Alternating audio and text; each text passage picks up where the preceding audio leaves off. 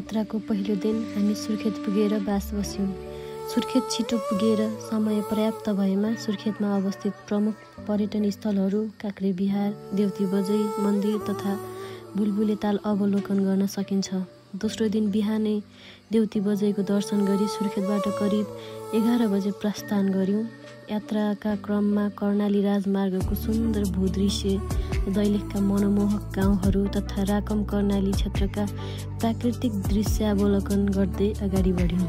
सुर्खेतबाट हिँड्न ढिला भएकाले त्यस दिन कालीकोटको मान्मासम्म मात्र पुग्न सम्भव भयो। सुर्खेतदेखि मान्मासम्मको दूरी करिब 150 किलोमिटर रहेको छ र बाटो कच्ची र पक्की दुवै मिश्रित छ। सुर्खेतबाट बिहानै हिँडेमा नागमा कालीकोट पुग्न सकिन्छ, तर हामी ढिलो हिँडेकाले त्यहाँसम्म पुग्न सम्भव भएन। कालीकोट मान्मामा पर्याप्त होटल उपलब्ध छन्, जहाँ 1500-2000मा राम्रा रुम सहज रूपमा पाइन्छ र खाना पनि महँगो छैन। हाम्रो तेस्रो दिनको यात्रा मान्माबाट सुरु भयो। कर्णाली राजमार्ग हुँदै नागमासम्म यात्रा गऱ्यौँ र नागमाबाट जुम्ला जाने बाटो र रारा जाने बाटो भेटिन्छन् र हामीले रारा जाने कच्ची बाटो समात्यौँ।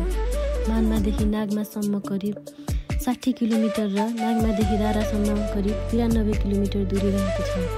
नागमासम्मको बाटो पिच छ र अफरोड मिश्रित रहेको छ भने नागमाबाट रारासम्म पुरा अफरोड यात्रा गर्नुपर्दछ। सोममार्ग जुम्लाको हिमा गाउँपालिका, सिन्जा गाउँपालिका र कनका सुन्दरी गाउँपालिका हुँदै रारातर्फ पुग्छ। सिन्जाका मनमोहक फाँटहरू, जुम्लाको प्रसिद्ध मार्सी धान खेती तथा स्थानीय संस्कृति यस यात्राका मुख्य आकर्षण हुन्। सिन्जा क्षेत्रमा करिब 6 किलोमिटर पिच सडक रहेको छ। यात्राको क्रममा हामीले खाना सिन्जामा खायौँ र त्यहाँ मात्र 400 रुपियाँ पर प्लेटमा मार्सी चामलको भात पनि खाइयो, जुन निकै स्वादिष्ट थियो। जुम्लाका मनमोहक दृश्य हेर्दै साँझ रारा क्षेत्र पुग्यौँ र राराभन्दा थोरै तल सल्लेरीमा डाँफे होटेलमा बास बस्यौँ। छिटो पुग्ने हो भने माथि रारा तालसँगै पुगेर लेक साइडमा पनि बस्न सकिन्छ, तर हामी पुग्दा रात परिसकेकोले सल्लेरीमै बस्यौँ। रारामा राम्रा होटलहरू छन्। हामी बसेको डाँफे होटलमा 2000 रुपियाँमा रुम पाइनुका साथै 400 रुपियाँ पर प्लेट खाना पाइन्छ। चौथो दिन बिहान करिब 1 घन्टा हिँडेर रारा तालसम्म पुग्यौँ। मौसम बिग्रिएको तथा हल्का वर्षा भएकोले राराको स्पष्ट दृश्य अवलोकन गर्न सकिएन। हिउँ पर्ने सम्भावना देखिएपछि करिब 3 घन्टा लामो रारा भ्यू पोइन्ट मुरमा टपसम्म नजाने निर्णय गरियो।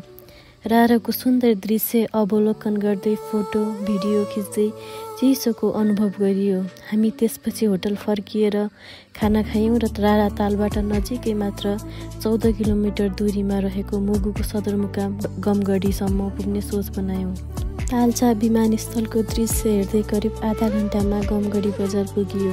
हिमालको काखमा रहेको गमगढी बजार साँच्चीकै सुन्दर थियो। गमगढी बजार घुमिसकेपछि हामी सिन्जासम्म पुग्ने निर्णय गर्यौँ। चिसो मौसम, घाम नलागेको, हल्का पानीमा रुच्दै हामी साँझ सिन्जामा बास बस्न पुग्यौँ। सिन्जामा 1500 रुपियाँमा राम्रो रुम तथा 400 रुपियाँ पर प्लेटमा खाना पाइन्छ। पाँचौँ दिन सिन्जाबाट दृश्य अवलोकन गर्दै नागमा पुग्यौँ र त्यहाँबाट नजिकै जम्मा 30 किलोमिटर रहेको र बाटो पनि पिच भएकाले जुम्लाको सदरमुकाम चन्दननाथ खलङ्गासम्म पुग्ने विचार गर्यौँ। बाटो ठुलो तथा पुरै कालोपत्रे गरेको छ र सजिलैसँग 45 मिनटदेखि 1 घन्टामा जुम्ला खलङ्गा पुग्न सकिन्छ। तिला नदीको तिरैतिर तातो पानी कुण्ड हेर्दै हामी खलङ्गातर्फ लाग्यौँ। तिला नदीको छेउमा अवस्थित सुन्दर गाउँ तथा बजारहरू अवलोकन गर्दै खलङ्गासम्म पुग्यौँ र त्यहाँ चन्दननाथ मन्दिर, व्हाइट गुम्बा, कर्णाली टेक्निकल स्कुल र अरू थुप्रै ठाउँहरू घुम्यौँ। व्हाइट गुम्बाबाट खलङ्गा बजार अवलोकन गर्न सकिन्छ, जुन एकदम सुन्दर देखिन्छ। हामी त्यहाँ 2-3 घन्टा खलङ्गा क्षेत्र अवलोकन गरेपछि नागमा हुँदै मानमा फर्केर मानमा बास बस्यौँ। खलङ्गाबाट करिब 3.5 घन्टामा मानमा पुग्यौँ। 6औँ दिन मानमाबाट बिहानै हिँड्यौँ र राकम कर्णालीमा कर्णालीको माछासहित खाना खायौँ। फर्किँदा राकम कर्णालीबाट कर्णाली राजमार्ग छोडेर मध्य पहाडी लोकमार्ग हुँदै दैलेख बजारतर्फ अगाडि बढ्यौँ। बाटोमा पेट्रोल खानी, दुल्लु क्षेत्र तथा दैलेखका सुन्दर गाउँ बजारहरू अवलोकन गरियो। दैलेख बजार पुगेर त्यहाँ एकछिन घुमफिर गर्दै त्यहाँ खाजा खाएर मध्य पहाडी लोकमार्ग छोडेर सुर्खेततर्फ अगाडि बढ्यौँ। हामी सुर्खेतसम्म जाने विचारमा थियौँ र त्यस दिन गुराँसेसम्म पुगेर त्यहीँ बस्यौँ। गुराँसेमा राम्रो राम्रो होटेलहरू छन् र त्यहाँबाट सुर्खेत र दैलेखका गाउँ बस्ती तथा सुर्खेतको वीरेन्द्रनगर बजार हेर्न सकिन्छ।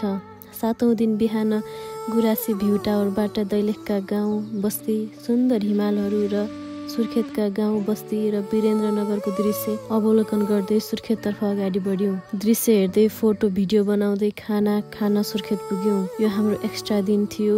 सिधै मान्माबाट कर्णाली राजमार्ग हुँदै अघिल्लो दिनमै सुर्खेत पुग्न सकिन्छ, तर हामी दैलेख बजार घुम्नलाई एक दिन लम्बाएका थियौँ। यससँगै हाम्रो सुर्खेत रारा यात्रा सम्पन्न भयो। धन्यवाद।